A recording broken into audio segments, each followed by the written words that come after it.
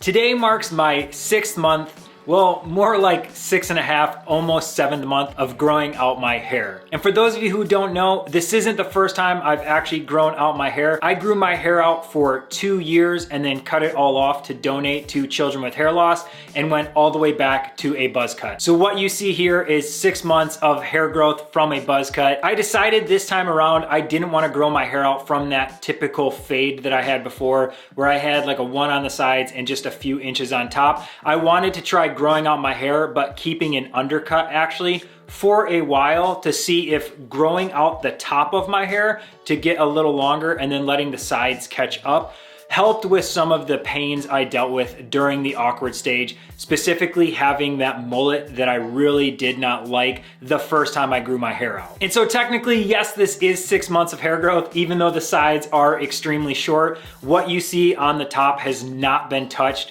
since I actually cut all my hair off to donate and shaved my head. So this is all just natural hair growth at 6 months, 6.5 months of growing out my hair. And also, as you can see, I'm not really wearing the undercut as a typical undercut that you would normally do. I had it faded up a few weeks ago, and that's the last time I will actually touch my sides. From here on out, I'm gonna let everything grow as is.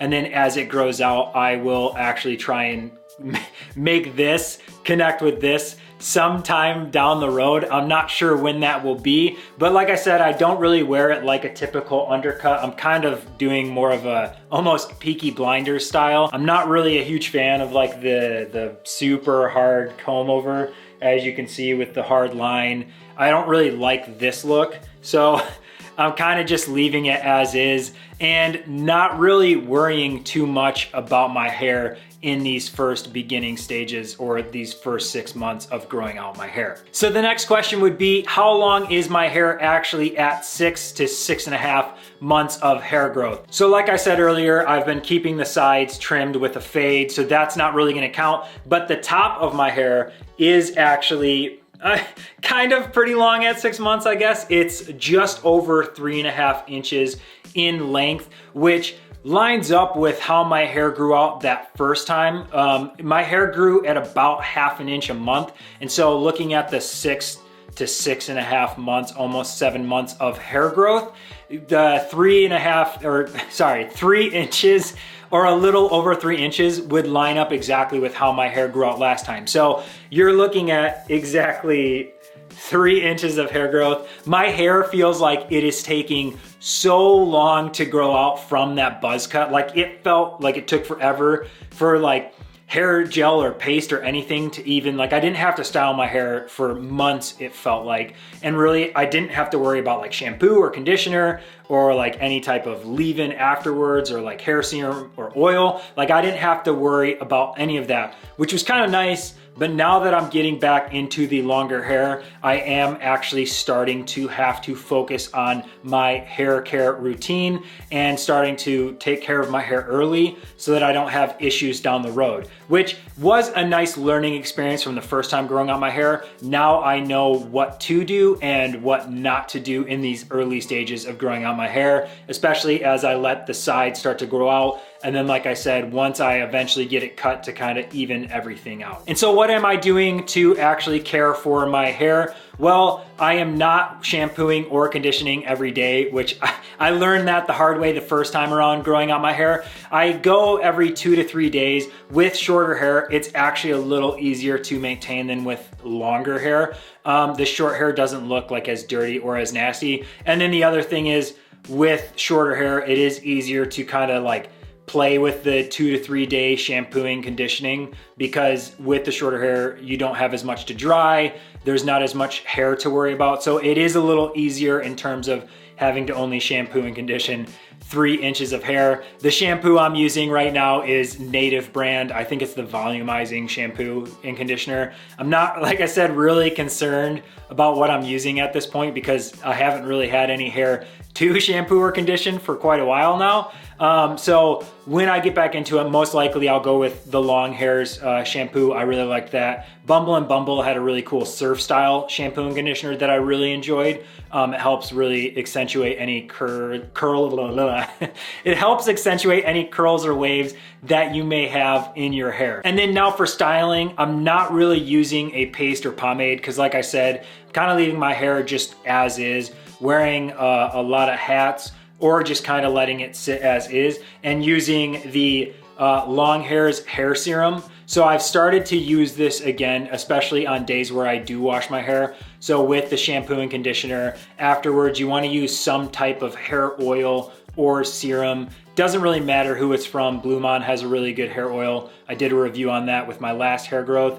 The Long Hairs serum, I really like this as well. There's just jojoba oil, or you could do like coconut oil as well, which those are super easy to pick up at the market. So really any oil that's beneficial for hair will be good. Like I said, I use this on the shampoo and condition days only because with shampooing your hair, you are stripping out a lot of those natural oils that are really healthy for your hair. So adding an oil back in after you're done washing your hair is really good for just making sure that your hair is healthy and not just clean, but like I said, healthy and nourished so it doesn't dry and frizz and you don't have like a really poofy, nasty situation. And then the second thing I've been using for styling my hair is the sea salt spray. This is Sun Bum sea salt spray. Actually, all of the products I've been using were leftover products from when I cut my hair because I still had stuff left over when I decided to cut my hair. And so now that my hair is starting to grow back out, like I said, I haven't had to worry about this. So I've just been using whatever product is left over. I had the Sun Bum sea salt spray.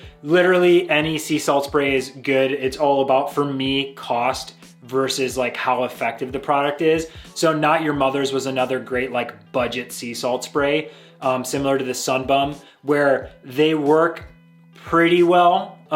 There's better sea salt sprays out there, but it's once again like cost of like, how often are you using this and then how much are you spending to use it? So for me, Sun Bum and Not Your Mother's have great sea salt sprays that you can pick up pretty much anywhere that are cost efficient and work pretty well. So same thing, I'll just spray this in my hair. I actually will use this more often than, so like even on non-wash days, I'll use this if I feel like my hair just feels really flat or dull. I'll kind of just spray some in to help give it some texture, give it some breakup so that it actually looks styled and doesn't just look like I have this literally like mushroom on my head, considering this hair is all long and then this hair is all short. I want my hair to actually look decent. And so this kind of helps break that up.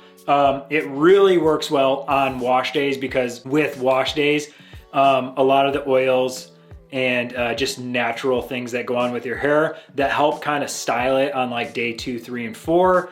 That goes away when you shampoo your hair. And so this, along with that hair serum from the Long Hairs, can really help re-nourish my hair and then give it some immediate texture and volume that may have been stripped out when I shampooed my hair. And one last thing that I want to mention about this whole hair growth journey, as most of you may have noticed, my channel is specifically about running now and my running journey, but I am doing the Great Cut in 2024 with the Long Hairs. I already made a video about that back in, I believe, 2021. I'll link it up here. I actually decided to cut my long hair at 2 years because I wanted to donate to children with hair loss twice. I wasn't gonna grow my hair out insanely long until 2024. That's just not my style. And I figured the best way to donate as many inches as possible of hair was to just cut my hair at 2 years and then regrow it out again so that I'll get another 2 years of hair growth. I was able to donate about 12 inches the last time.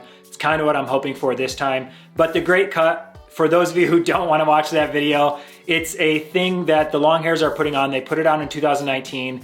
They broke the world record of most hair donated in 24 hours, and they're trying to break the record again.